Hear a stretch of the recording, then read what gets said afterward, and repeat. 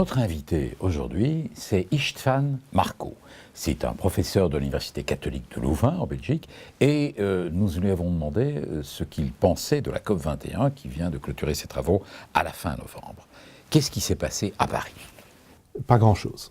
En fait, la COP21, c'est essentiellement une réunion d'un très grand nombre de personnes, venant de plus de 190 pays différents, énormément de ramdam, beaucoup de fastes, pour finalement arriver à un accord qui n'est finalement qu'une espèce de coquille vide, parce que dans cet accord, absolument rien n'est contraignant.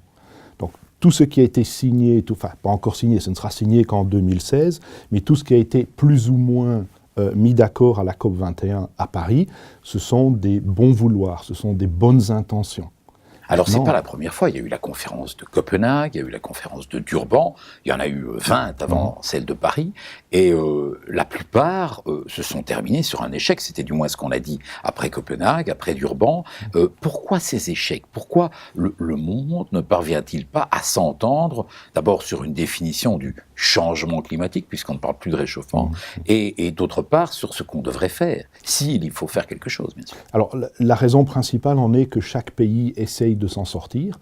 On a besoin d'énergie, on a besoin de sources d'énergie diverses et variées, et les autres COP qui ont précédé la COP21 ont été toutes des échecs pour une raison très simple, c'est que les gens essayaient de fixer des objectifs, essayaient d'imposer des objectifs. La COP21, aucun objectif n'a été imposé. Chaque pays vient avec ses propres propositions en essayant de dire, voilà, moi je vais tenter de réduire la pollution entre parenthèses, des gaz à effet de serre, de autant jusque 2030, jusque 2050, etc. Donc on laisse à la bonne volonté des différents pays. Il ne faut pas oublier que Obama lui-même avait dit, s'il y a la moindre chose contraignante dans l'accord de la COP21, nous ne l'entérinerons pas.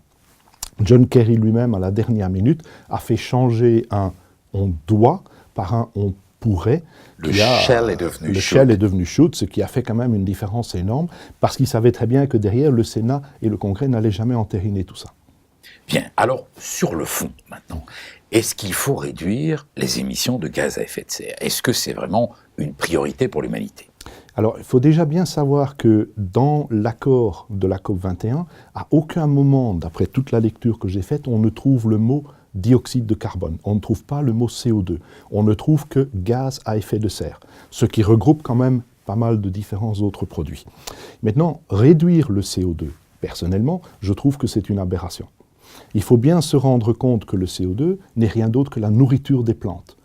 Or, pas mal de plantes, et de nombreux chercheurs dans le domaine l'attestent, sont en fait en déficit de CO2. Elles ont faim. Parce qu'à des périodes lointaines, il y avait beaucoup plus de CO2 dans l'atmosphère qu'aujourd'hui. Ce qu'on constate, c'est que depuis une trentaine, une quarantaine d'années, la planète Terre a davantage de CO2 dans son atmosphère et on constate une augmentation du verdissement de la planète. Il y a à peu près 20% de verdissement supplémentaire par rapport à 1979 par exemple.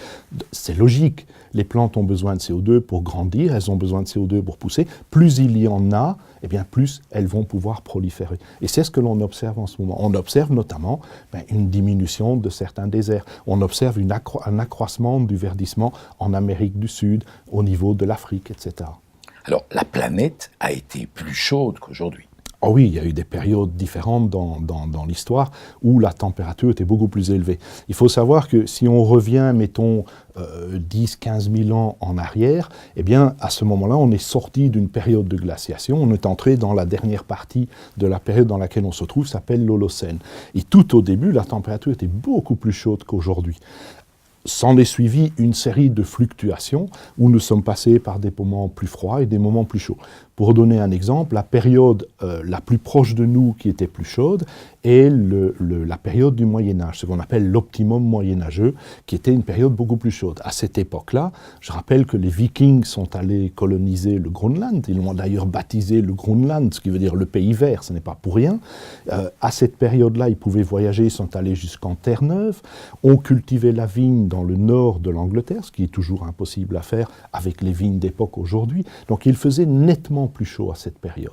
S'en est suivi une période de froid Alors, quand je dis une période de froid, entendons-nous bien, ce sont des périodes qui ont alterné. Il a fait parfois très froid, et puis beaucoup plus chaud, puis très froid et plus chaud, mais globalement une période plus froide qu'on a appelée le Moyen-Âge, le petit âge glaciaire, à la fin de cette période bénéfique de chaleur où les civilisations, mon Dieu, ont fleuri quand même à cette époque-là. Mais les Vikings ont dû quitter le Groenland parce que les glaces descendaient. C'était en l'an 800 à peu près. C'était vers la fin de 1200, vers le début de 1200-1300 qu'ils ont dû quitter. Vers l'an 1000 a démarré cette période chaude, et puis vers l'an 1300, la période s'est terminée, et nous sommes entrés dans le petit âge glaciaire qui s'est terminé vers 1850-1870 environ. C'est au XVIe, XVIIe siècle, il y a eu, je crois, un mètre de glace sur la Seine ou sur la Tamise. C'est ça, il y a eu des périodes glaciaires absolument horribles à cette période-là, où la Seine était gelée, où la Tamise était gelée, les gens marchaient carrément sur la glace, construisaient leurs boutiques à cet endroit-là, parce qu'il y avait 3-4 mètres de profondeur de glace.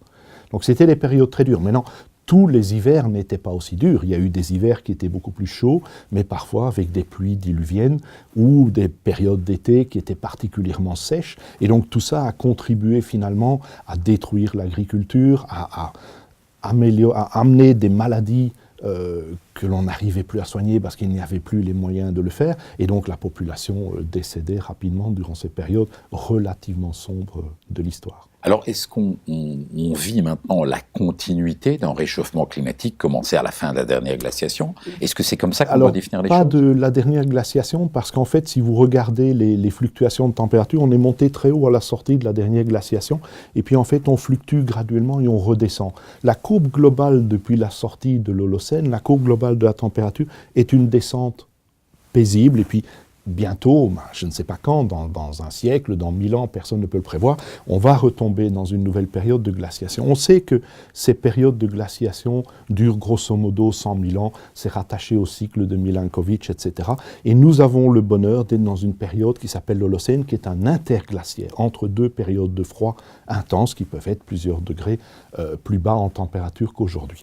Et donc, ce que l'on observe, c'est qu'à la sortie de cette période froide, que l'on appelle le petit âge glaciaire, eh bien forcément les températures ont remonté. C'est ce que l'on observe, c'est là-dedans que nous sommes pour le moment, dans cette montée de température.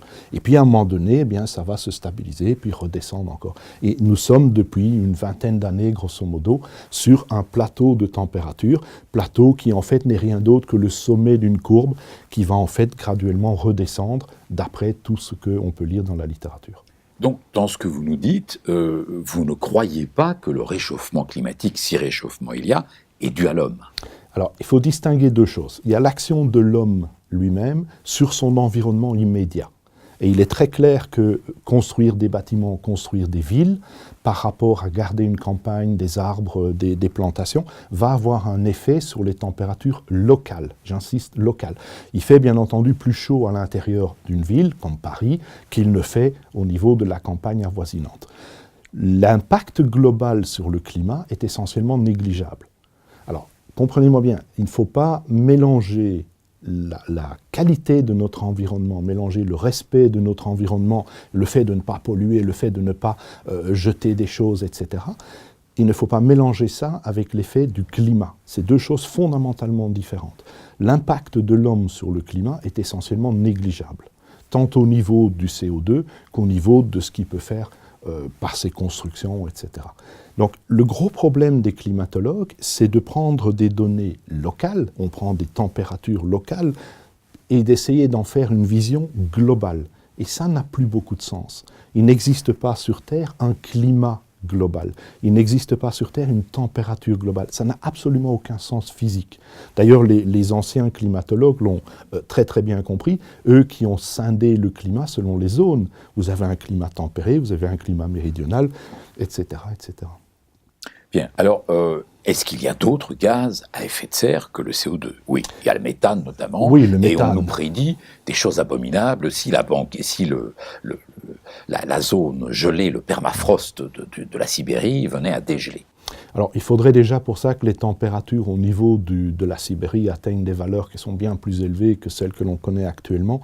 Et ce dégel prendra plusieurs dizaines, voire centaines d'années.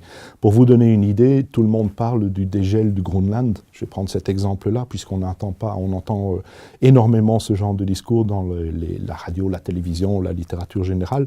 Il faudrait, pour que le Groenland fonde, que non seulement la température moyenne augmente de plusieurs degrés, mais en plus que cela prenne grosso modo 35 000 ans. Alors, vous voyez qu'on est loin d'une situation catastrophique. Ce n'est pas demain matin que le Groenland va fondre et que les océans vont subitement monter de 5, 6, 7 mètres. Loin s'en faut. Au contraire, d'ailleurs, on observe aujourd'hui que la glace sur le Groenland a tendance à augmenter en quantité plutôt que de diminuer. Il faut bien savoir que la quantité qui s'empile au centre du Groenland eh bien, est compensée partiellement, uniquement, par la quantité qui fond aux extrémités des glaciers qui vont vers l'océan. Et donc, on observe de plus en plus de glace au Groenland. Pour vous donner une idée, cette année a été l'un des hivers les plus froids au Groenland pour le moment.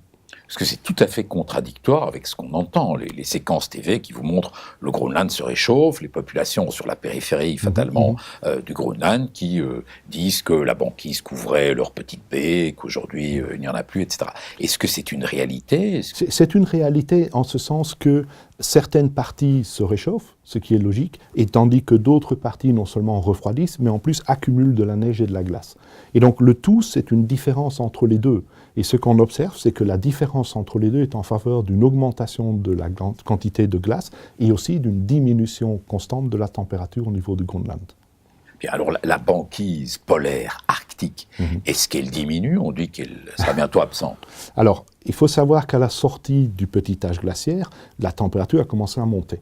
Donc si la température monte, il est logique que l'énergie qui va se dissiper va entraîner à certains endroits une diminution de certaines quantités de glace. Et ce qu'on a observé, ce sont des travaux d'un monsieur qui s'appelle Vince, qui est un très très grand climatologue. Ce qu'il a observé, c'est que depuis la sortie du petit âge glaciaire, eh bien, on a une diminution lente et graduelle des glaces de la banquise arctique. Sauf que cela fait maintenant un peu plus d'une dizaine d'années que l'on en est arrivé à une anomalie de quantité de glace qui est en fait constante. Ce qu'on observe, c'est un plateau. Il n'y a plus de fonte exceptionnelle et de diminution de la quantité de glace. Alors, qu'est-ce qui se passe? Comme partout, d'une année à une autre, vous pouvez avoir beaucoup plus de glace qui disparaît en été et parfois beaucoup moins. Cette année-ci, pour vous donner une idée, on n'a jamais vu autant de glace en Arctique que les autres années. Nous avons rejoint des valeurs qui étaient totalement dans la moyenne, voire actuellement même au-dessus de la moyenne des années 1990-2007, qui sont prises entre autres comme années de référence. Et donc, on voit que l'Arctique se reconstitue. On voit aussi qu'il y a de plus en plus de glace. Et le niveau qu'on est en train d'atteindre, cette espèce de niveau zéro que l'on atteint maintenant, est en train graduellement de remonter. Et ça correspond assez bien avec le plateau de température qu'on observe depuis une vingtaine d'années. L'effet vient toujours avec un certain décalage. D'accord. Alors, si je me rappelle bien ce qu'on m'a enseigné à l'école, c'est que les débuts d'une ère glaciaire ou la fin d'une ère glaciaire, les débuts d'une ère glaciaire sont très rapides. Que ça peut prendre 40, 100 ans peut-être pour avoir vraiment un changement de température impressionnant. Est-ce que ça pourrait arriver demain? Vous parliez de cycles, etc. Est-ce que... On ne connaît pas suffisamment les différents cycles pour pouvoir prédire que dans 10 ans ou dans 50 ans ou dans 1000 ans, on va tomber dans une ère glaciaire. Tout ce qu'on peut dire, c'est que ça va se produire. On sait que la période entre deux interglaciaires est d'environ 100 000 ans. Ça peut être 110, ça peut être 90, ça dépend un tout petit peu.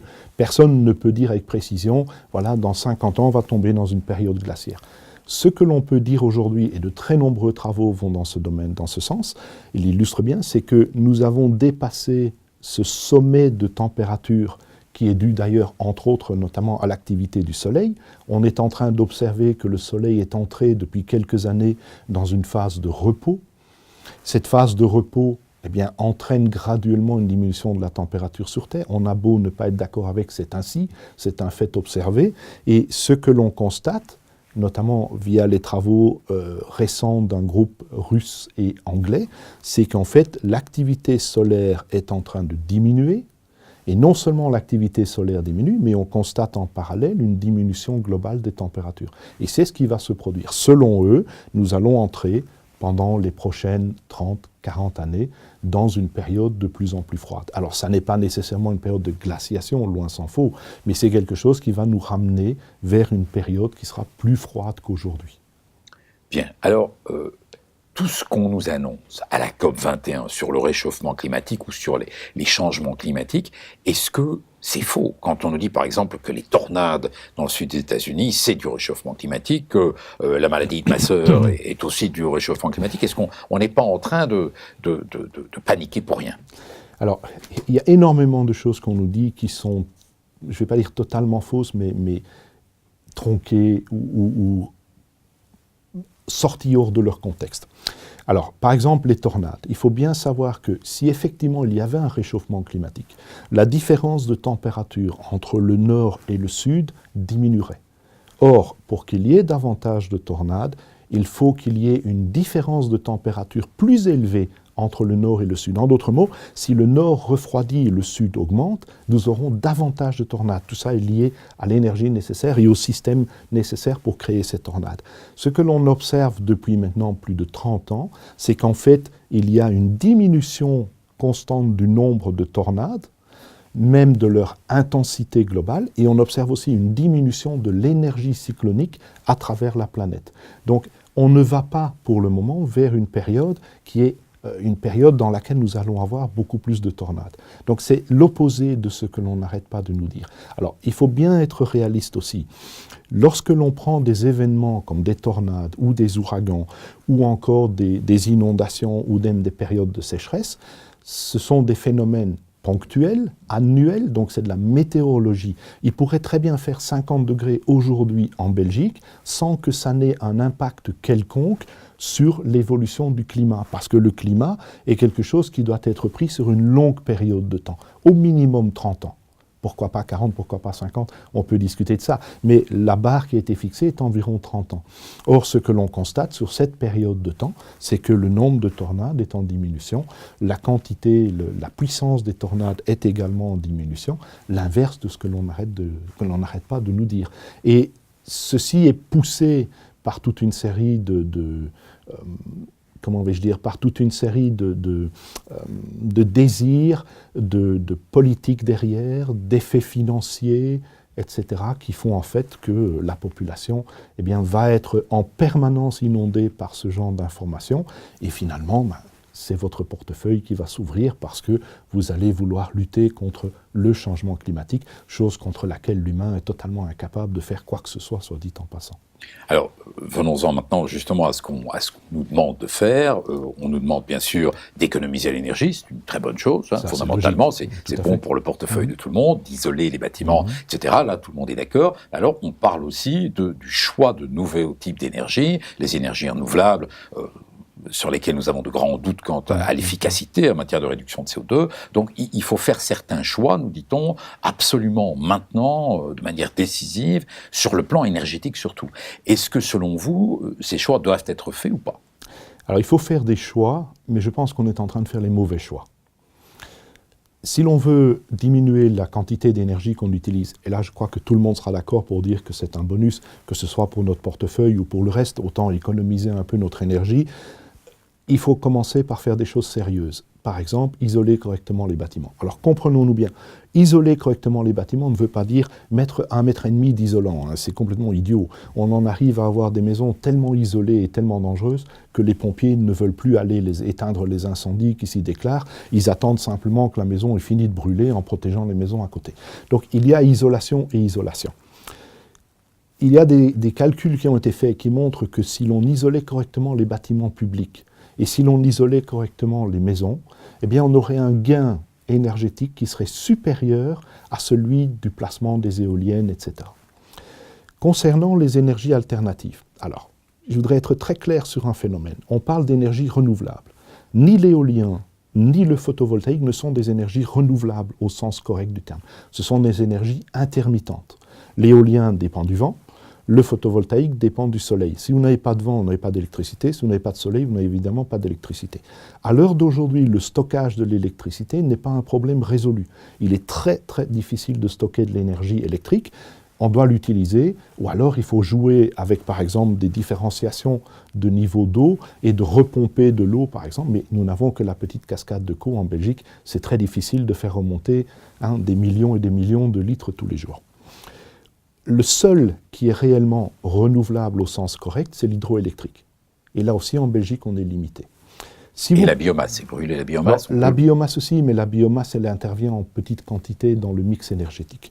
Donc, à l'heure d'aujourd'hui, on ne saura pas, pour les 30, 40 années qui viennent en tout cas, se débarrasser ni du nucléaire, ni des énergies fossiles.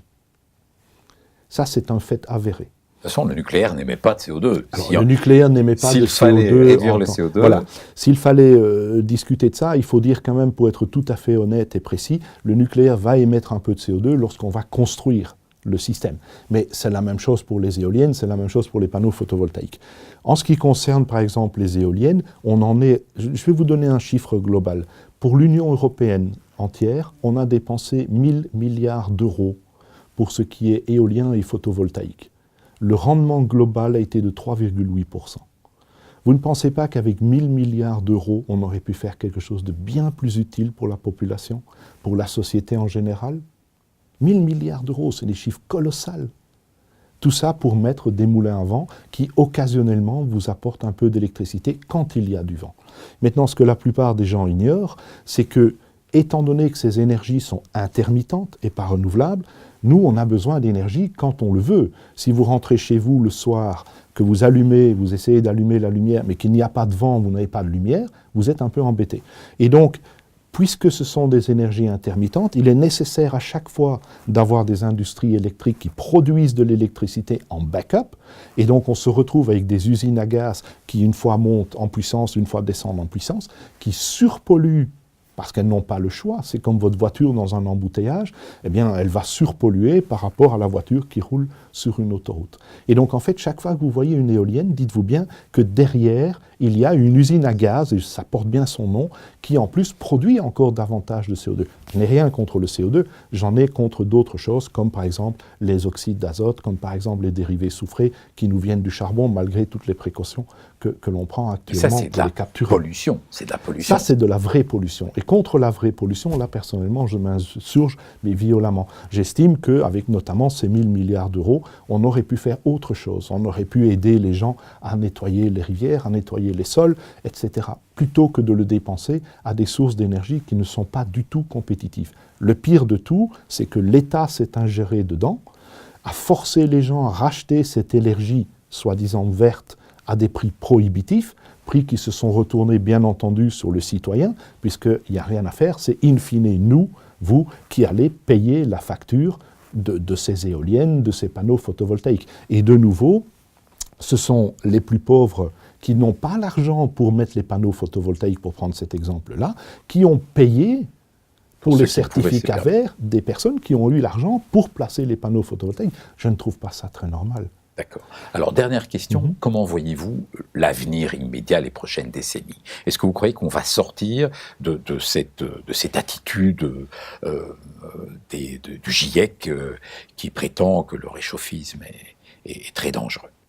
Alors, il faut bien savoir que ce que moi j'appelle le climatisme aujourd'hui est devenu une religion. On parle vraiment d'une religion climatique, d'ailleurs le pape lui-même s'en est rendu compte et a sauté dans le train, je vais dire, avec son Laudato Si, son encyclique. Et donc, c'est très difficile de sortir de cela d'un coup. Parce que le malheur, c'est que les générations qui nous suivent, les jeunes qui nous suivent, ont déjà été fortement endoctrinés, ne fût-ce qu'au niveau même des écoles, en école primaire, en école secondaire. Vous savez, on leur passe le film d'Al Gore, qui n'est pas un film réel, qui est en fait une fiction, une propagande fiction. Ce film contient des erreurs absolument monumentales. On lave le cerveau de nos jeunes déjà dans les écoles primaires et secondaires. Quand ils arrivent à l'université, ils ont parfois un choc parce qu'on leur dit des choses qui sont opposées. Mais c'est devenu une croyance, c'est devenu une religion. Or, sortir d'une religion prend beaucoup de temps.